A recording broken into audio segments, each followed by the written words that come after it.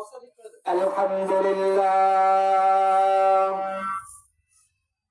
الحمد لله نحمده ونستعينه ونستغفره ونعوذ بالله من شرور أنفسنا من يهده الله فلا مضل له ومن يضلله فلا هادي له ونشهد أن لا إله إلا الله وحده لا شريك له وأشهد أن سيدنا ومولانا محمدا عبده ورسوله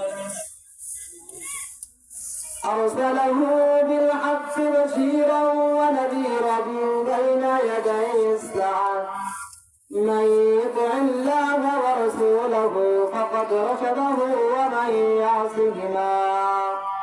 ومن يعصهما فإنه لا يضر الله شيئا أعوذ بالله من الشيطان الرجيم بسم الله الرحمن الرحيم كل نفس ذائقة الموت قال رسول الله صلى الله عليه وسلم الرشي والمرتشي كلاهما في النار أو كما قال عليه الصلاة والسلام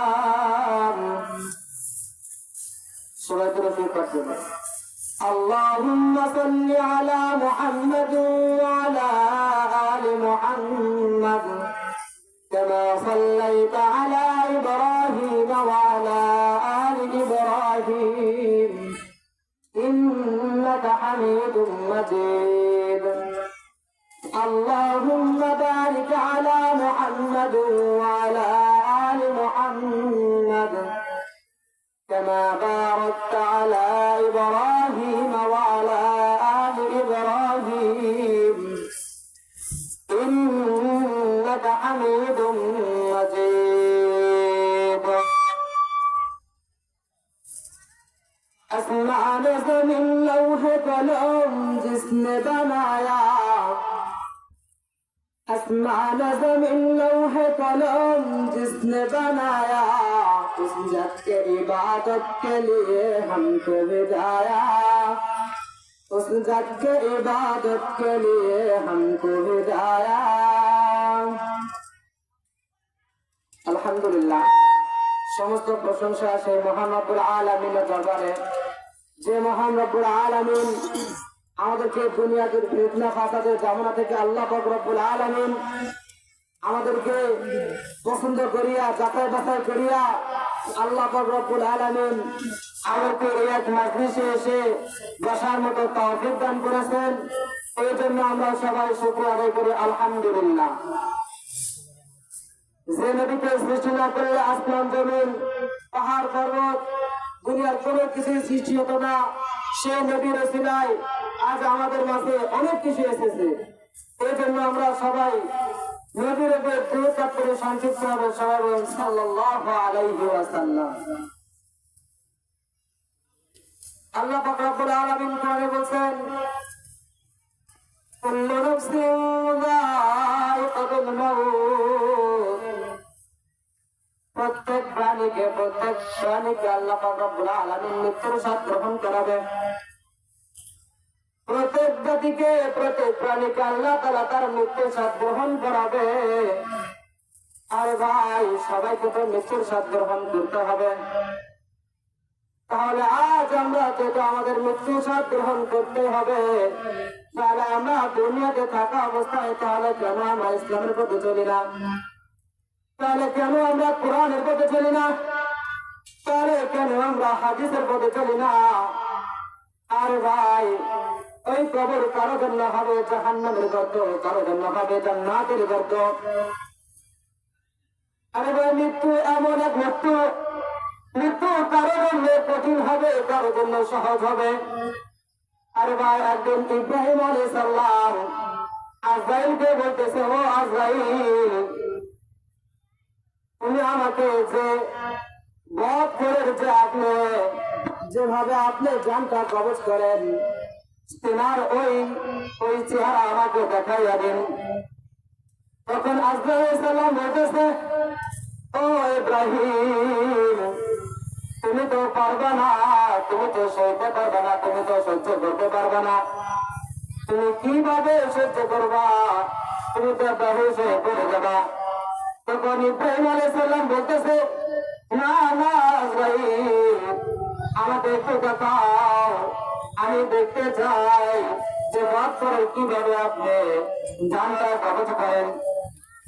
তখন আজরাইল আলাইহিস সালাম বলতেছে, ও ইব্রাহিম, তুমি অন্যদিকে তাকাও, তুমি পিছন দিকে তাকাও। যখন ইব্রাহিম আলাইহিস সালাম পিছন দিকে তাকাইছে, পিছন দিকে তাকানোর পর আজরাইল আলাইহিস সালাম তিনার চেহারাটাকে পাল্টিয়ে নিছে। কিছুক্ষণ পর ইব্রাহিম আলাইহিস সালামকে বলতেছে, ও ইব্রাহিম, আমার দিকে তাকাও, আমার দিকে তাকাও। যখন ইব্রাহিম আলাইহিস সালাম আজরাইলের দিকে তাকাইছে, হায় হায়, এত বড় একটা দানব হিসেবে আসছে।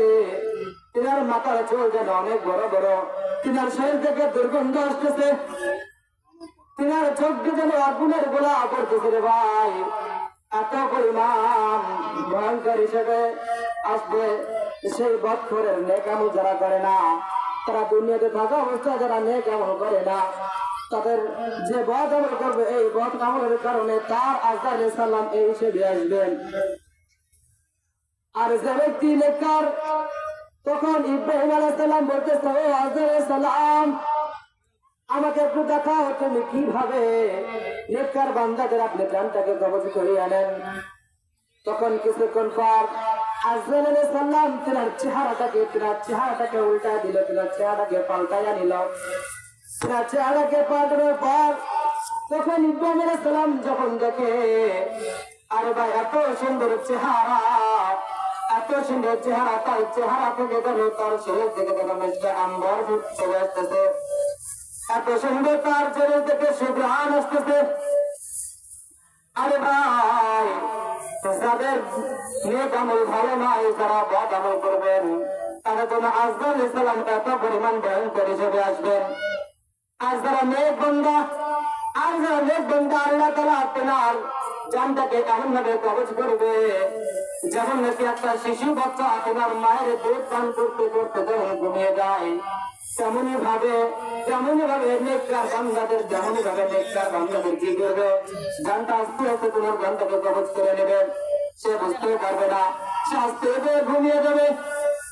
আরে ভাই, মৃত্যু এমন এক মৃত্যু, মৃত্যু এমন এক মৃত্যু, মৃত্যু সেই মৃত্যু যে মা থেকে ছেলেকে আলাদা করিয়া দেয়, মা থেকে ছেলেকে আলাদা করে দেয়, বাপ থেকে ছেলেকে আলাদা করে দেয়, স্বামী থেকে স্ত্রীকে আলাদা করিয়া দেয়, বন্ধু থেকে আরেক বন্ধুকে আলাদা করিয়া দেয়, সমস্ত গুণকে পৃথক করিয়া দেয়, সেই মৃত্যু।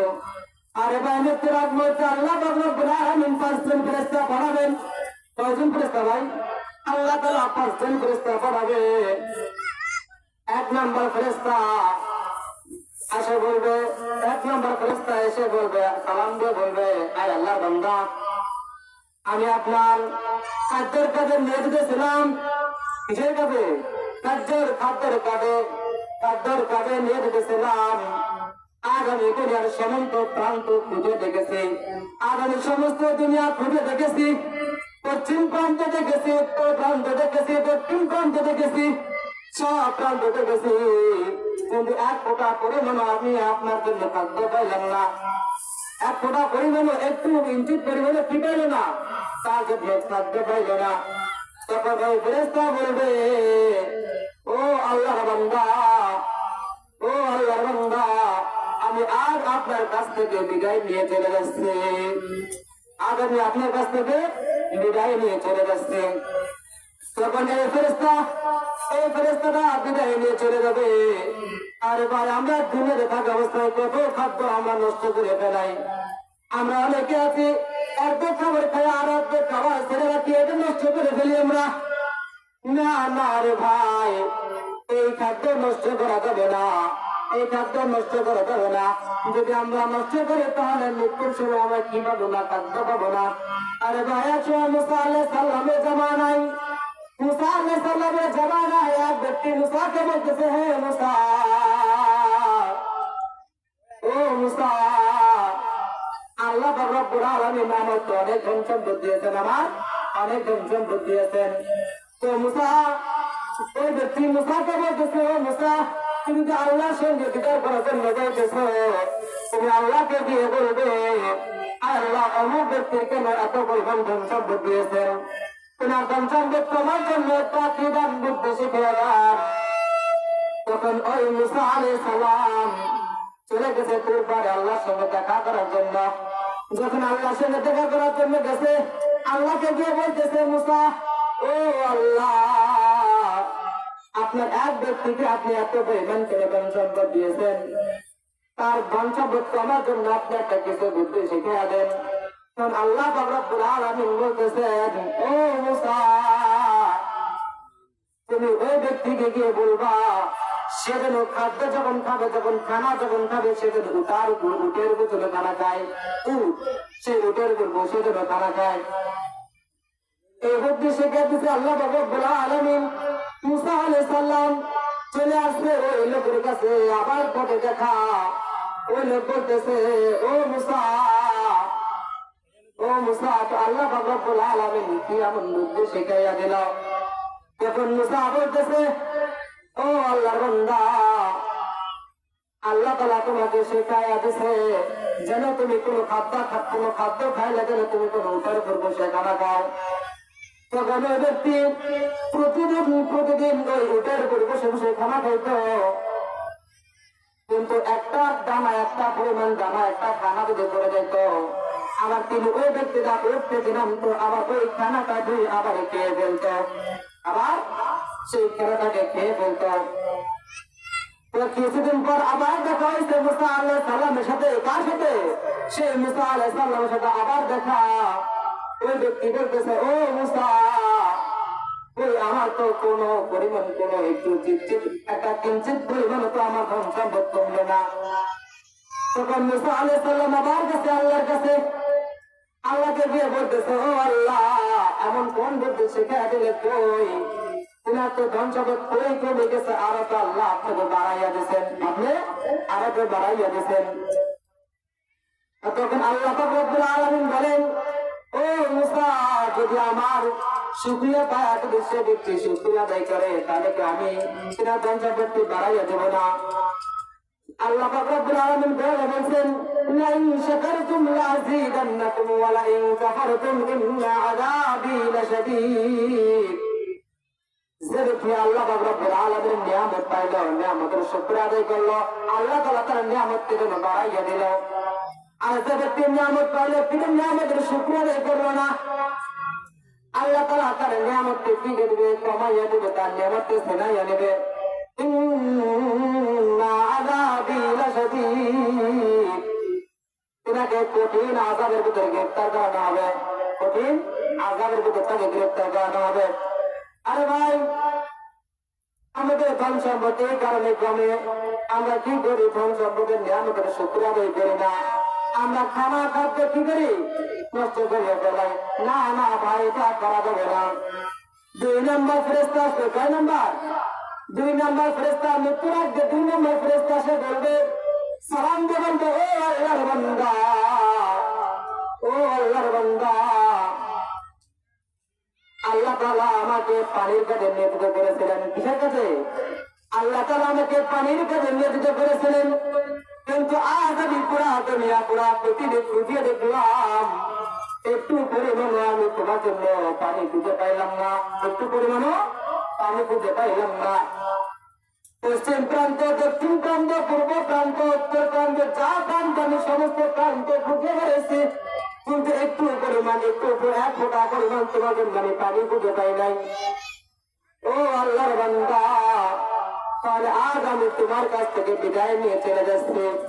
ওই ফেরেশতা কি বলবে? ও আল্লাহর বান্দা, আমি তোমার কাছ থেকে বিদায় নিয়ে চলে যাচ্ছি। তখন ওই ফেরেশতা সালাম দিয়ে বিদায় নিয়ে চলে যাবে। ভাই কি যাবে? চলে যাবে। 3 নাম্বার ফেরেশতা আসবে। কয় নাম্বার ফেরেশতা? 3 নাম্বার ফেরেশতা সে বলবে, সালাম দিয়ে বলবে, ও আল্লাহর বান্দা, আমি তোমার পায়ের কাছে নিয়ে যেতেছিলাম। কিসের কাছে? পায়ের কাছে নিয়ে যেতেছিলাম, কিন্তু আজকে সমস্ত প্রান্ত খুঁজে দেখলাম, আগামী সমস্ত প্রান্ত খুঁজে দেখলাম, পশ্চিম প্রান্ত, দক্ষিণ প্রান্ত, সমস্ত প্রান্ত খুঁজে দেখলাম, কিন্তু একটু পরিমাণ একটা পা রাখবে জায়গা নেই।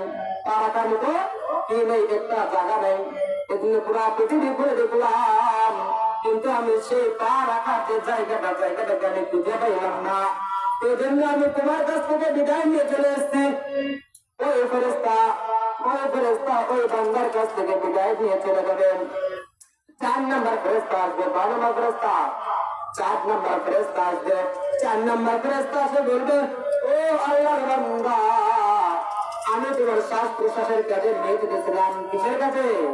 আমি তোমার শ্বাস প্রশ্বাসের কাজে নিয়ে যেতেছিলাম, কিন্তু আমি আজ প্রান্ত খুলে দেখলাম, পশ্চিম প্রান্ত, দক্ষিণ প্রান্ত, উত্তর প্রান্ত, সমস্ত প্রান্ত খুলে দেখলাম, তুমি যে একটা শ্বাস ফেলাবা, এই শ্বাস ফেলার মতো আমি জায়গাটাকে খুঁজে পাইলাম না। কি পাইলাম না? একটু জায়গাটায় আপনাদের শ্বাস ফেলাবেন, এইটুকু পরিমাণ তোমার আমি খুঁজে পাইলাম না। এই জন্য আমি তোমার কাছ থেকে বিদায় নিয়ে চলে যাচ্ছি। বিদায় নিয়ে চলে আসছে। তখন ওই ফেরেশতা তখন ওই বান্দার কাছ থেকে বিদায় নিয়ে চলে যাবে। বিদায় নিয়ে চলে যাবে। আরে ভাই, আমাদের শ্বাস প্রশ্বাস করতে আমরা তো কিছু করতে পারি না। আরে না করতে পারি 5 ওয়াক্ত নামাজ ঠিক মতো, না পড়তে পারি 5 ওয়াক্ত নামাজ, না দিতে পারি দান, না করতে পারি সদকা। আরে নবীর আশিকের উম্মতের দল, আমরা যদি কিছুই না করতে পারি তাহলে আমাদের কি লাভ হলে দুনিয়াতে আসে? আল্লাহ তাআলা তো পরীক্ষা করার জন্য আমাদেরকে পাঠিয়েছেন। আল্লাহ তাআলা তো আমাদেরকে পরীক্ষা করার জন্য পাঠিয়েছেন, কিন্তু আমরা কখনো আমলই করি না। আমরা শ্বাস যতক্ষণ থাকবে, আমাদের শ্বাস প্রশ্বাস যতক্ষণ থাকবে, ততক্ষণ না আমরা কি করবো? আমরা নেক আমল করবো, 5 ওয়াক্ত নামাজ পড়বো। আর নবীর আশিকের উম্মতের দল, যে ব্যক্তি 5 ওয়াক্ত নামাজ ঠিক মতো আদায় করতে হবে, 5 নামাজ 5 ওয়াক্ত নামাজ ঠিক মতো আদায় করতে পারবে, আল্লাহ তাআলা 5টি পুরস্কার থেকে সম্মানিত করবেন। সুবহানাল্লাহ। কয়টি পুরস্কার ভাই? আল্লাহ তাআলা তাকে 5টি পুরস্কার সম্মানিত করবেন। কয়টি পুরস্কার? যে ব্যক্তির নামাজ 5 ওয়াক্ত নামাজ দুনিয়াতে থাকা অবস্থায় এটি নামাজ করতে পারবে, আল্লাহ তাআলা তাকে 5টি পুরস্কার সম্মানিত করবেন। 1 নাম্বার পুরস্কার দেবে আল্লাহ তাআলা। কয় নাম্বার? 1 নাম্বার পুরস্কার আল্লাহ তাআলা দেবে তার রিজিকের অভাবকে দূর করে দেবে, হটাইয়া দেবে। সুবহানাল্লাহ। কি করে দিবেন? তার রিজিকের অভাব যে আছে, সেই রিজিকের অভাবকে আল্লাহ তাআলা হটাইয়া দেবে, দূর করে দেবে। আরে ভাই, আমরা তো দুনিয়ার মানুষ কি করি? রিজিকের পিছনে সবসময় দৌড়াই, রিজিকের পিছনে সবসময় দৌড়াই। আরে নবীর আশিকের উম্মতের দল, আজ তোমরা 5 ওয়াক্ত নামাজ ঠিক মতো আদায় করো, তোমাকে রিজিকের পিছনে দৌড়াতে হবে না, তোমাকে রিজিকের পিছনে দৌড়াতে হবে না, রিজিক তোমার পিছনে দৌড়াবে। 2 নাম্বার পুরস্কার আল্লাহ পাক রব্বুল আলামিন। কয় নাম্বার? 2 নাম্বার আল্লাহ পাক রব্বুল আলামিন পুরস্কার দেবেন, তার কবর আযাবকে মাফ করে দেবেন। তার কবরের, যার কবর আযাব মাফ হয়ে যাবে, তার প্রথম ঘাটি মাফ হয়ে যাবে, তার কিসের আশা? আরে ভাই, যে যার প্রথম ঘাটি মাফ হয়ে যাবে, তার তো কোনো চিন্তা নেই। আরে নবীর আশিকের উম্মতের দল, 3 নাম্বার পুরস্কার দেবেন আল্লাহ তাআলা, তার আমলনামা ডানে দিবে। কোনাতে? এই কাল কিয়ামতের মাঠে কঠিন মাঠে আল্লাহ তাআলা ডানে তার পুরস্কার দিবেন। 4 নাম্বার পুরস্কার আল্লাহ পাক রব্বুল আলামিন দিবেন। আল্লাহ তাআলা 4 নাম্বার পুরস্কার দিবেন। ফুলসিরাতের যে রাস্তা আছে, সেই ফুলসিরাতের রাস্তাটা আল্লাহ পাক রব্বুল আলামিন বিদ্যুতের ন্যায় পার করে দিবেন। সুবহানাল্লাহ। বিদ্যুতের ন্যায় কি করে দিবেন? আল্লাহ তাআলা বিদ্যুতের ন্যায় পার করে দিবেন সেই ফুলসিরাতের রাস্তা। 5 নাম্বার পুরস্কার আল্লাহ পাক রব্বুল আলামিন দিবেন, তাকে বিনা হিসাবে জান্নাতে দিবেন। সুবহানাল্লাহ। যদি আমরা 5 ওয়াক্ত নামাজ ঠিক মতো আদায় করতে পারি, তাহলে আল্লাহ তাআলা আমাদের কি করে দেবেন? বিনা হিসাবে আল্লাহ তাআলা আমাদের জান্নাতে দিবেন। সুবহানাল্লাহ। আরে নবীর আশিকের উম্মতের দল, 5 নম্বর ফেরেশতা আসবে। 5 নম্বর ফেরেশতা? 5 নম্বর আল্লাহ পাক রব্বুল আলামিন 5 নম্বর ফেরেশতা পাঠাবে। জীবন মৃত্যুর সময় আরে ভাই ওই ফেরেশতা 5 নাম্বার ফেরেশতা এসে সালাম দিয়ে বান্দাকে বলবে, ও আল্লাহর বান্দা, ও আল্লাহর বান্দা, আমি তো তোমার জীবন সমান মৃত্যু ফেলে নিয়ে দিয়েছিলাম, কিন্তু আজ আমি সমস্ত প্রান্ত খুলে দেখলাম, পশ্চিম প্রান্ত, উত্তর প্রান্ত, দক্ষিণ প্রান্ত, সমস্ত প্রান্ত খুলে দেখলাম। তোমার জন্য আমি একটু সময় বের করতে পারলাম না, তোমার জন্য একটু সময় তোমার জন্য আমি বের করতে পারলাম না। এজন্য আমি তোমার কাছ থেকে বিদায় নিয়ে চলে যাচ্ছি। যখন বিদায় নিয়ে চলে যাবে ফেরেশতা, যখন বিদায় নিয়ে চলে যাবে, আরে ভাই তোমার জন্য একটু সময় খুঁজে পেলে না, তখন আল্লাহ বলা আজরাইল আলাইহিস সালামকে পাঠাবে। আজরাইল আলাইহিস সালাম এসে তোমার জানটাকে কবজ করে নিয়ে চলে যাবে। আমাদের এখনো সময় আছে, কি আছে ভাই? আমাদের এখনো সময় আছে, আমরা কি করে নেই? তওবা করে নেই। আল্লাহ তাআলা কোরআনে পাকে বলেছেন, ইয়া আইয়ুহাল্লাযীনা আমানু ইযা তুবু ইলাল্লাহি তাওবাতান নাসুহা। আল্লাহ তাআলা বলেন, ইয়া আইয়ুহাল্লাযীনা আমানু, হে ঈমানদারগণ, হে ঈমানদারগণ, কোন কাফেরকে বলে নাই, অন্য জাতিকে বলে নাই, শুধুমাত্র একমাত্র ঈমানদারকে বলেছে। কাকে বলেছে? আল্লাহ তাআলা উল্লেখ করে বলেছে, হে ঈমানদারগণ, তুবু, আমাদের তওবা করো, তওবা নাসুহা করো। কি করো? খাঁটি তওবা করো, আমার কাছে খাঁটি তওবা করো। হে বান্দা, তোমরা গুনাহ করতে ভালোবাসো, আর আমি গুনাহকে মাফ করতে ভালোবাসি। বান্দা কি করতে ভালোবাসে? গুনাহ করতে ভালোবাসে, আর আল্লাহ তাআলা গুনাহকে মাফ করতে ভালোবাসে। আরে ভাই আমাদের এখনো সময় আছে, আমরা খাঁটি তওবা করে নেই। কি করে নেই? আমরা খাঁটি তওবা করে নেই। যখন মৃত্যুর সময় চলে আসবে, মৃত্যুর সময় যখন ঘনিয়ে আসবে, থাকবে না আমাদের কি? আমাদের সময় থাকবে না তওবা করে কি করার? আমাদের তওবা করার সময় থাকবে না, আমাদের তওবা করার সময় থাকবে না। এই জন্য আমাদের আল্লাহ তাআলা আমাদের এখন সময় রাখছে, আমাদের এখন আল্লাহ তাআলা এরকম সময় দিয়ে তওবা করার মতো আমাদের এখন সময় আছে কিনা? আর আমার মৃত্যুর আগ মুহূর্তে একবার আমরা কি করবো? তওবা করবো। আমরা কি করবো? তওবা করবো। আমরা তওবা না করে কি করবো না? কবরে যাবো না। ইয়া আইয়ুহাল্লাযীনা আমানু তাকুল্লাহা হাক্কা তুকাতিহি ওয়া লা তামুতুন্না ইল্লা ওয়া আনতুম মুসলিমুন। আল্লাহ তাআলা বলেছেন, হে ঈমানদারগণ, তোমরা খাঁটি মুসলমান না হয়ে তোমরা কবরে আসো না। আল্লাহ তাআলা কি বলছে? তোমরা খাঁটি মুসলমান না হয়ে কবরে আসিও না। আরে ভাই, যে ব্যক্তি তওবা করবে সেজন্য নিষ্পাপ। কি? সেজন্য নিষ্পাপ। এই জন্য আমরা আল্লাহ তাআলা আমাদেরকে এখন সময় রাখছে। আল্লাহ তাআলা কি রাখছে? আমাদেরকে এখন সময় রাখছে তওবা করার। এই জন্য আমরা কি করে নিব ভাই? তওবা করে নিব। আর দুনিয়াতে যেন আমরা চলাফেরা করবো, অন্য মানুষ যেন কি না পায়, আমাদের কোনো কষ্ট না পায়, আমরা সেই হিসেবে চলাফেরা করবো, এই জন্য আমরা মৃত্যুর আগ মুহূর্তে হলো 5 ওয়াক্ত নামাজ আমরা ঠিক রাখবো, 5 ওয়াক্ত নামাজ ঠিক রাখবো, আর আমরা তওবা করবো, বেশি বেশি আল্লাহ তাআলার কাছে তওবা করবো। আল্লাহ যেন আমাদের জিন্দেগির তামাম গুনাহ খাতাগুলোকে মাফ করে দেয়। বেশি বেশি করে আমরা কি করবো ভাই? দোয়া করবো আল্লাহর কাছে, যেন আল্লাহ তাআলা আমার সমস্ত গুনাহ খাতাগুলোকে মাফ করিয়ে দেন। যা কিছু বলা হলো, শুনলে আল্লাহ, বললে আল্লাহ, সবাইকে দুজনেকে আমল করার তৌফিক দান করুন। ওয়া আলাইনা ইল্লাল বালাগ।